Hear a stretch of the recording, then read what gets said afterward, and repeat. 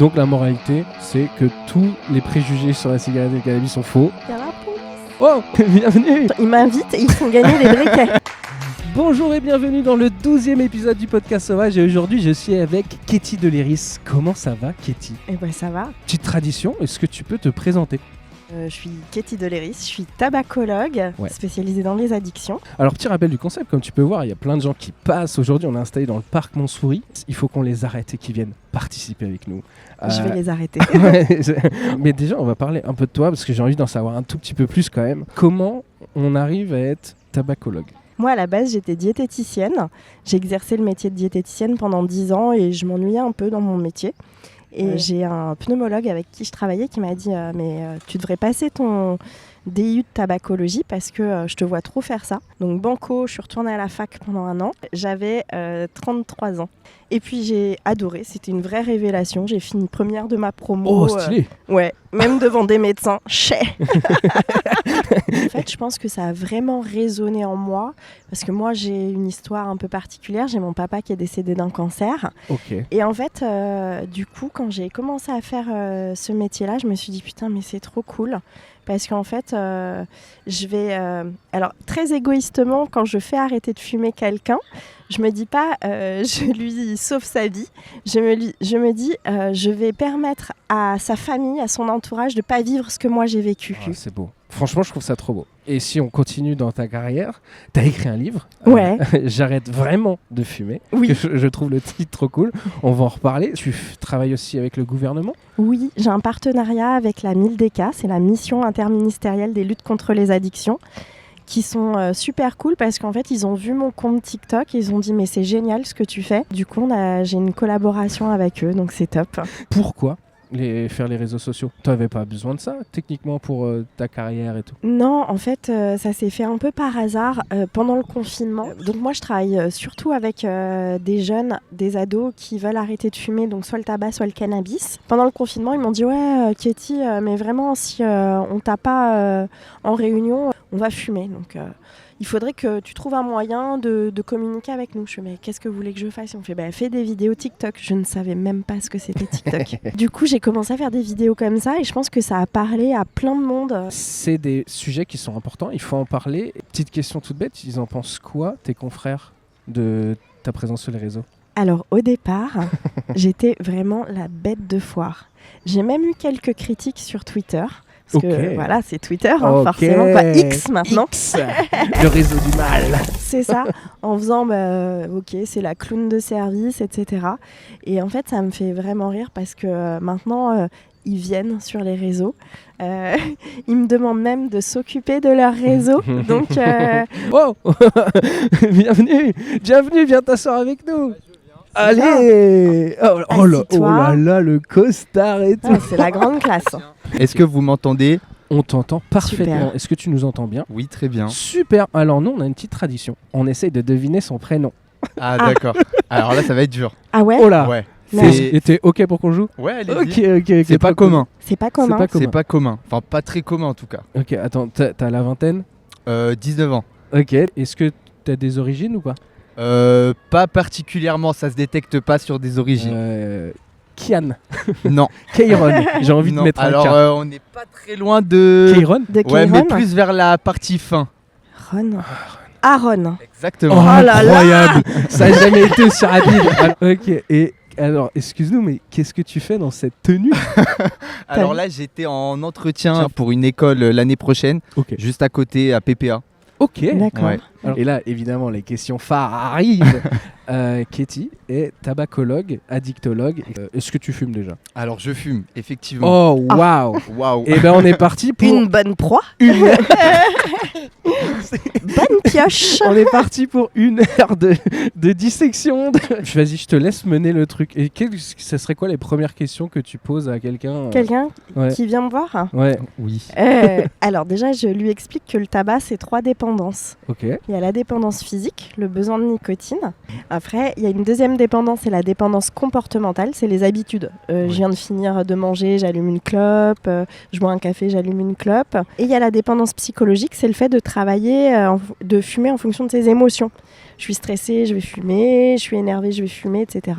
Donc en fait, quand on veut arrêter de fumer, c'est important de prendre en compte ces 3 dépendances. Quand je reçois un patient, eh bien, j'évalue en fait chacune de ces dépendances. Est-ce que toi, Aaron, t'es peut-être pas encore dans une démarche où t'as envie d'arrêter, quoi? Alors j'y pense, mais c'est vrai que oui, comme vous dites, c'est plus une envie d'arrêter. Je suis pas forcément au stade où je me dis bon bah là faut vraiment que j'arrête. Je me mets pas ça dans la tête tous les jours. Même si cet été, voilà justement, comme vous parlez d'habitude, en fait chaque été, j'arrête de fumer quand je suis en vacances avec mes parents. Et c'est quand je reviens à mes habitudes, quand je reviens chez moi, que là effectivement je reprends. Et puis donc tu vois, quelqu'un qui n'a pas forcément envie d'arrêter de fumer, ça, on peut le travailler, la motivation. Ok.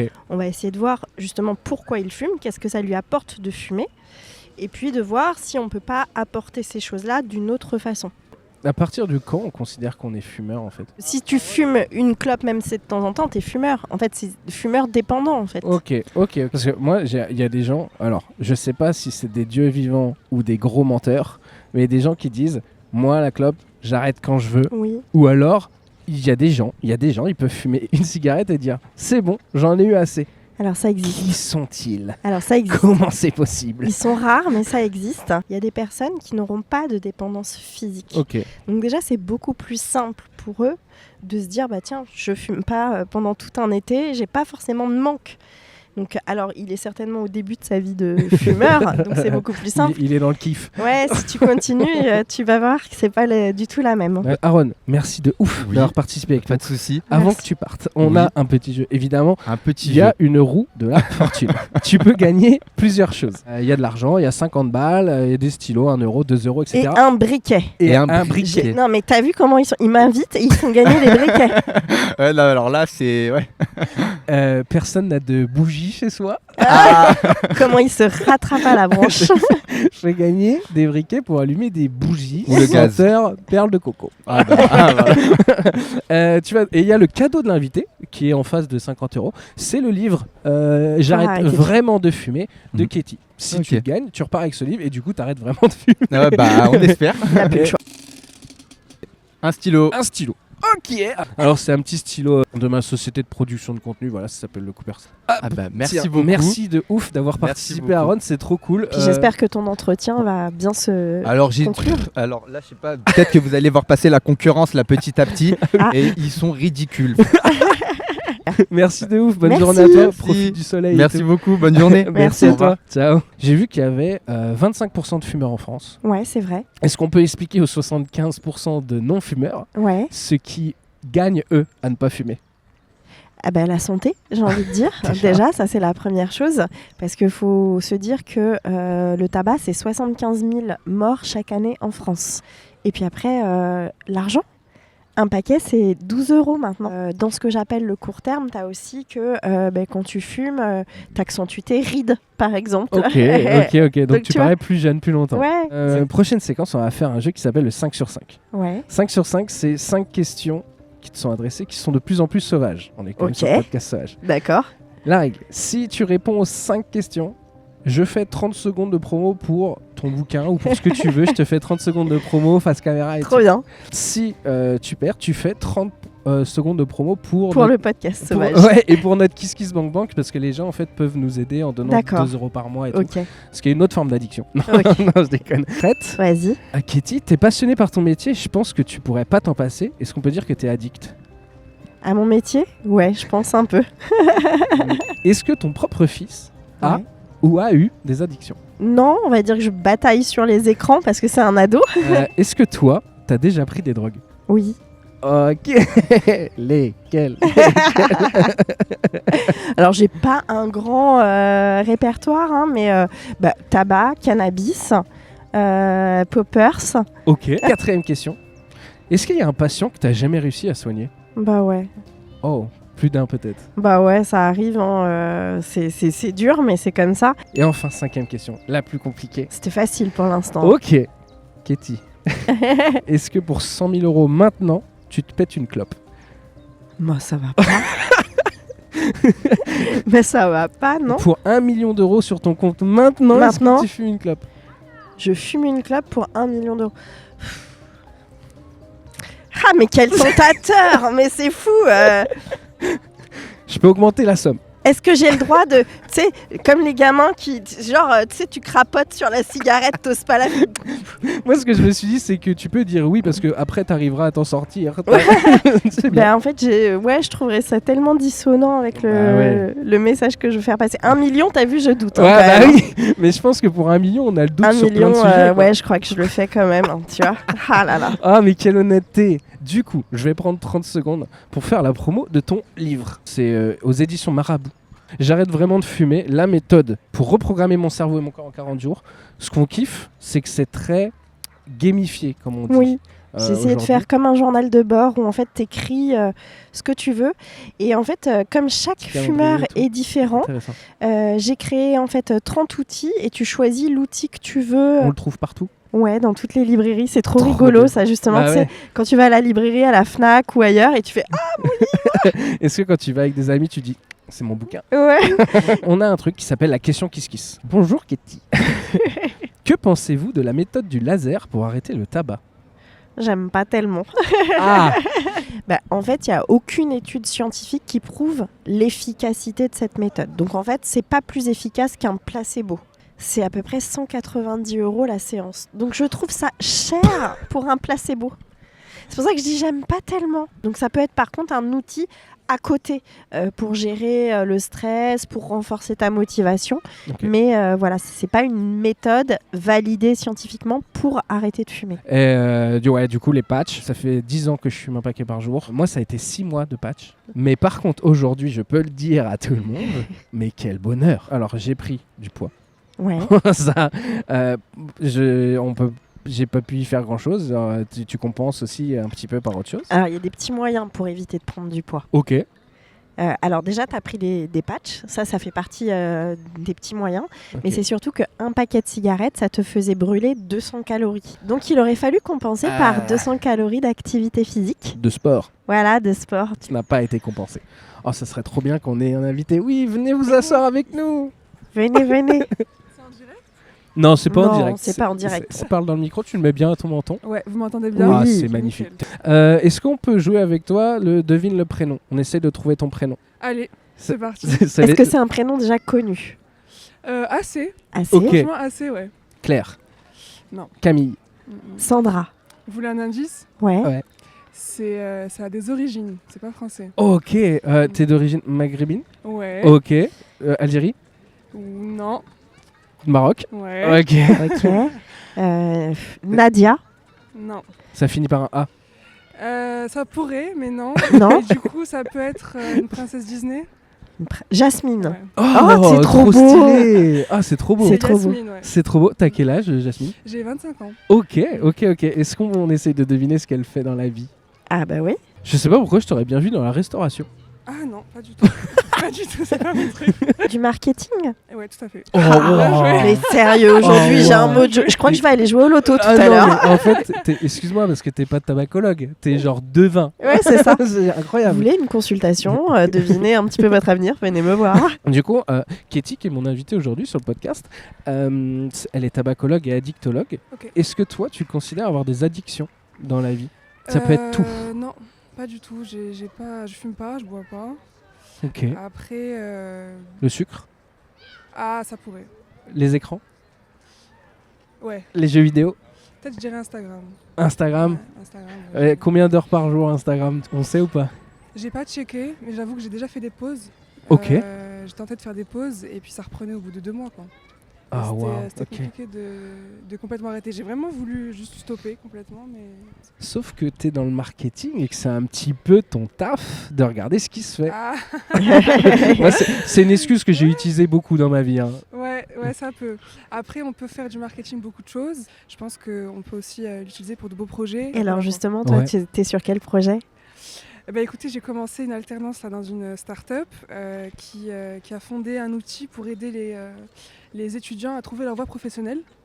Et du coup, voilà, je sais pas si je peux donner le nom. Oui, carrément. C'est My Job Glasses. My Job Glasses, ok. D'accord. Et ça aide les étudiants qui sont pas sûrs de ce qu'ils veulent faire C'est ça. En fait, Trop bien. Mais vous, c'est par trop exemple, bien. en tant qu'addictologue, vous pouvez vous inscrire en tant que professionnel et les étudiants vous rentrez et vont poser des questions sur votre parcours et s'inspirer du vôtre et peut-être fonder aussi leur voix à travers votre expérience. Ah mais c'est hyper intéressant. bien. On va te faire tirer la roue des cadeaux. Tu peux peut-être gagner le livre de Katie. Et tu l'offriras à quelqu'un qui fume. Alors mets un gros coup dans la roue, n'hésite pas à y aller gaiement. Superbe. 2 €. Eh ben écoute, regarde, tu repars pas les mains vides de ce parc Montsouris. Et voilà. Merci beaucoup. Merci. 2 € pour toi. Tu pourras te payer un café à la bonbonnière. Ouais, voilà, faire l'aumône. Merci Super. à toi, bonne journée. Merci beaucoup. À bientôt. Merci. Ciao. Il y a la police. Ouais, il y a la police qui est en train de parler avec Clément. Ça prend des notes.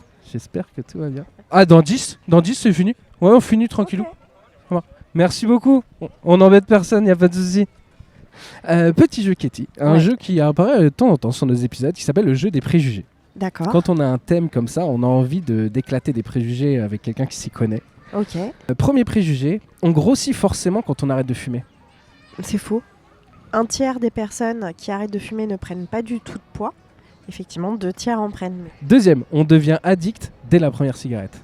Non, pas dès la première cigarette, heureusement. Le cannabis, ça rend plus créatif. Non, c'est complètement faux. Il y a eu une expérience qui a été faite où justement on a demandé à des gens sous cannabis de faire des choses et on a vu qu'en fait ils étaient plus motivés pour les faire. Okay.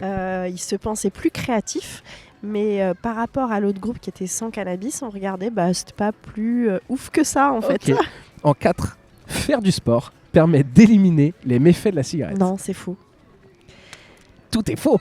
Tout est faux, je suis désolée. En fait, pour enlever les méfaits de la cigarette, il faut arrêter de fumer, il n'y a que ça. Ok. Et le corps se renouvelle tout seul en fait et on considère qu'au bout de 10 ans d'arrêt du tabac, tu as récupéré à peu près ton espérance de vie. Et enfin, si on fume depuis trop longtemps, ça ne sert plus à rien de s'arrêter de fumer. Mais c'est complètement faux justement. Tu vois, un jour j'avais un patient de 80, je sais plus quel, qui est venu me voir pour arrêter de fumer. On pourrait se dire ouais c'est trop tard. Allez, t'as 80 ans, kiffe. Ouais c'est ça. Mais en fait il venait me voir parce qu'il avait des petits enfants et qu'il voulait courir au parc avec les petits enfants et qu'il sentait qu'il avait plus de souffle. Et en arrêtant de fumer, il a retrouvé de la capacité respiratoire et donc c'est trop cool. C'est trop beau. Donc la moralité, c'est que tous les préjugés sur la cigarette et le cannabis sont faux, quasiment.